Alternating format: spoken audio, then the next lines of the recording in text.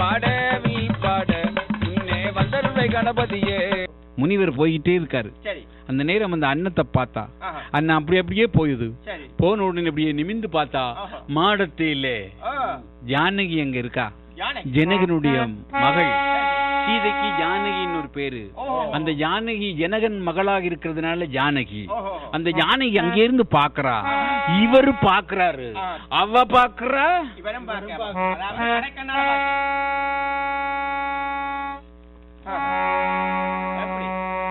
கண்ணும் கண்ணும் ஒருத்தர் ஒருத்தர் பாக்கு. அத வந்து என்னன்னு சொல்றேன்டா, கம்பன் அது ஒரு பாடல்ல சொல்லுவாரு.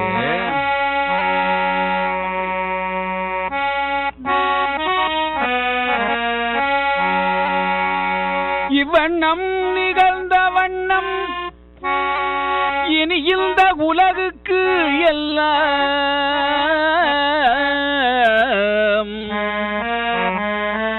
இவ்வண்ணமில் மற்றோர் உயர்வன் உண்டோ.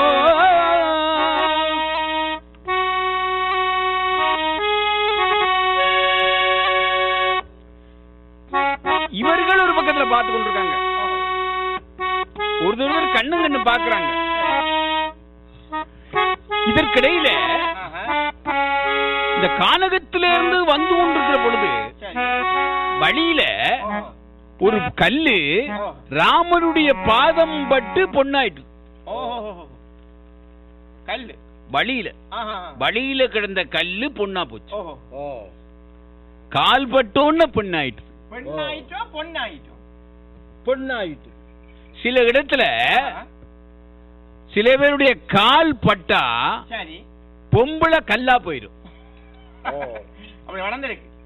இங்க கல்லு மேல கால் பட்டதுனால கல்லு பொண்ணாயிட்டு பொம்பளையா வந்துட்டு. அது வேற யாருமல்ல, கௌதம முனிவராகிய கணவனாலே சாபம் கொடுக்கப்பட்ட அகலிகை. இந்திரன் மேலு ஆசை கொண்டதாக சாபம் கொடுக்கப்பட்ட அந்த அகலிகை. அகலிகையினுடைய சாபத்தை நிவர்த்தி பண்ணி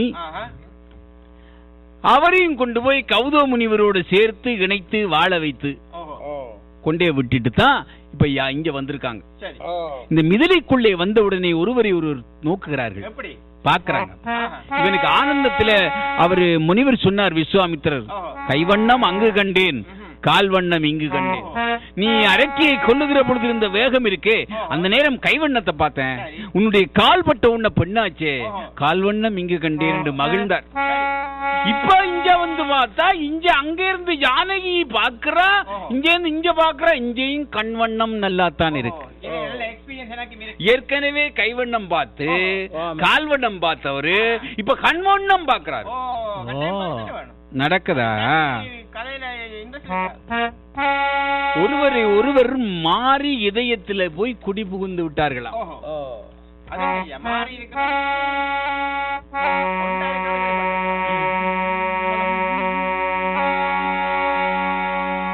எண்ணரும் நலத்தினான் இமயன் நின்றுளி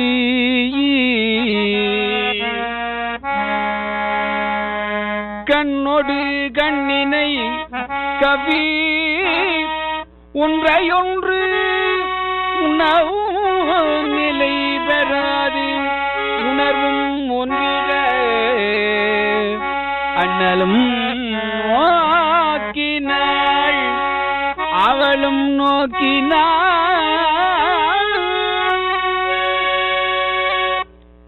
இரண்டு பேரும் எண்ணரும் நலத்தினால் இளையன் நின்றுளி.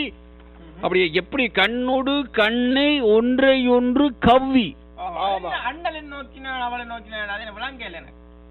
கண்ணினை ஒன்றை ஒன்று கவ்வியது. அப்படின்னா இந்த கண்ணும் கண்ணும் பார்க்கறதுல 4 விதம் இருக்கு. ஒன்று காணுதல், ஒன்று பார்த்தல், ஒன்று நோக்குதல், ஒன்று தரிசித்தல். இது 4 விதமானது. பார்த்தல் என்பது சாதாரணமா ஒருத்தர் ரோட்ல போகும்போது பார்த்துட்டு போறது சாதாரண பார்வை, பார்த்தல். காணுதல் என்றால் ரொம்ப காலத்திற்கு பிறகு ஒருவரை பார்க்கிற பொழுது அதை சொல்லுவது காணுதல். போன வருஷம் கண்டது அப்படின்னு அது காணுதல் என்பது ரொம்ப காலத்துக்கு பிறகு ஒருவர் பார்க்கிறது காணுதல். தரிசித்தல் என்பது தெய்வாம்சம் கொண்டவர்களை அல்லது இறைவனுடைய சன்னிதானத்திலே போய் பார்க்கிறது தரிசனம். பெரியவர்களை காணுவது தரிசனம். நோக்குதல் என்பது மனசிலே ஒரு ஆசையை வைத்துக் கொண்டு கண் வழியாக தன்னுடைய பார்வையை செலுத்துவது நோக்குவது. இப்படி 4-5 விஷயம் இருக்கு. ஆமா. இப்ப இவர்கள் கண்ணினை ஒன்றை ஒன்று கவ்வி. சில பேரை பார்த்தோன்னு நாங்கள் கவ்வுறது என்று சொல்றது என்ன தெரியுமா? என்ன விழுங்குற மாதிரி பாக்குற பேசுவோம், விழுங்குற மாதிரி ஆள விழுங்குற மாதிரி பாக்குறேன். அதான் அதைத்தான் கம்பர் அப்பவே சொன்னார், கண்ணினை கண் கவ்வி அங்கு ஒன்றை ஒன்று உண்ணாவும். அப்படி விழுங்குதான் உண்றது, கவ்வி விழுங்குறது, உண்ற மாதிரி திங்கிற மாதிரி பாக்குறான்டா, விழுங்குற மாதிரி பாக்குறான். ஒன்றை ஒன்று உண்ணாவும் நிலை பெறாது உணர்வும் ஒன்றிட. 2 பேருடைய உணர்வுகளும் ஒன்றுவாயிருப்பது. அதனால அண்ணலும் நோக்கினாள், அவளும் நோக்கி, இவள் நோக்க, அவள் நோக்க.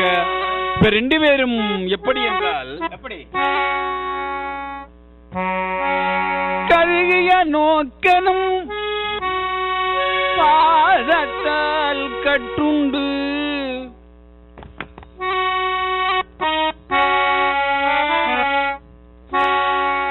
பருகிய நோக்கெனும் பாசத்தால் பிணித்து ஒருவரை ஒருவர்தம் உள்ளம் ஈர்த்தலால்.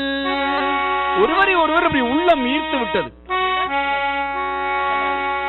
வரிசிவை அண்ணலும் வாட்கண் நங்கையும் 2 பேரும் ஒருவரும் மாறி புக்கு இதயம் எய்தினார். மாறி இதயத்துல வந்துட்டாங்க. அதாவது ராமனுடைய இதயத்திலே இந்த யானை வந்துட்டான்.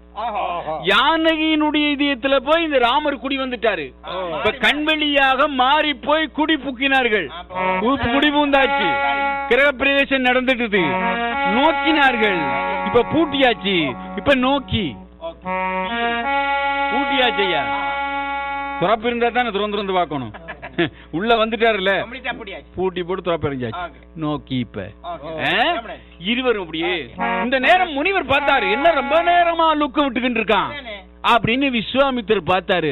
ராமா, வந்த வேலை நடக்குது போல, வாங்க. கூட்டிக்கொண்டு வந்த உடனே இந்த மன்னவன் கண்டான். அது ஜனக மகாராஜன். முனிவரே, யார் இந்த பையங்க? தசரத சக்கரத்தினுடைய குமாரிகள். என்னுடைய யாகத்தை காவல் காக்குவதற்காக அழைத்து வந்தேன். உங்களுடைய யாகத்தையும் காண்றது கூட்டிட்டு வந்திருக்கேன். ரொம்ப சந்தோஷம் சுவாமி அப்படின்னு இறப்பிடத்துல கொண்டு விட்டாங்க. அங்க தங்கி நாளைக்கு யாகம் நடக்க போது, வில்லுடைக்கிற விழா நடக்க போது, சுயம்பரம் நடக்க போது, அதெல்லாம் நீங்க பாத்துட்டு போகணும் அப்படின்னு போன நேரத்துல இருந்து இங்க இந்த அம்மாக்கு நித்திர இல்ல. எந்த அம்மாக்கு? மாடத்துல இருந்து பார்த்தா ஜானகி அம்மாக்கு ஒரே நினைவு.